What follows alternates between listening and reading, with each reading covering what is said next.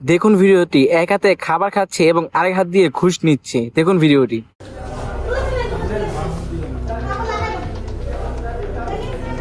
ডান হাতে ভাত খেতে খাওয়া দাওয়া খেতে করতেছে বাম এখন। হাতে নিচ্ছেন ঘুষ। টেবিলের নিচে নয়, প্রকাশ্যে টেবিলের ওপর থেকে টাকা নিয়ে তা সোজা রাখছেন ড্রয়ারে। এবারে সাপ থাকবে তো তাহলে আপনি পরে আসে দিয়ে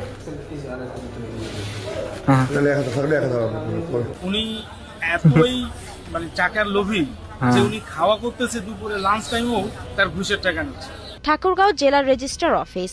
জমি সংক্রান্ত নানা কাজে এখানে আসেন শত শত আরে, সেবা জমির ভোগান্তি প্রার্থী। সবচেয়ে বড় কিন্তু ভোগান্তি। অভিযোগ, সরকারি নির্ধারিত ফির বাইরে অতিরিক্ত টাকা না দিলে কোনো কাজই হয় না এখানে। সরকারি সব কাজ নিয়ে এখানে চলছে ঘুষের রমরমা ব্যবসা। এমনই চিত্র উঠে আরে, এসেছে হাজার হাজার মানুষ বসে আছে। টেলিভিশনের গোপন ক্যামেরায়। অফিসের রেকর্ড কিপার আঞ্জুমান আরার বিরুদ্ধে সেবা প্রার্থীদের কাছ থেকে অতিরিক্ত অর্থ আদায়ের একাধিক অভিযোগ পাওয়া গেছে।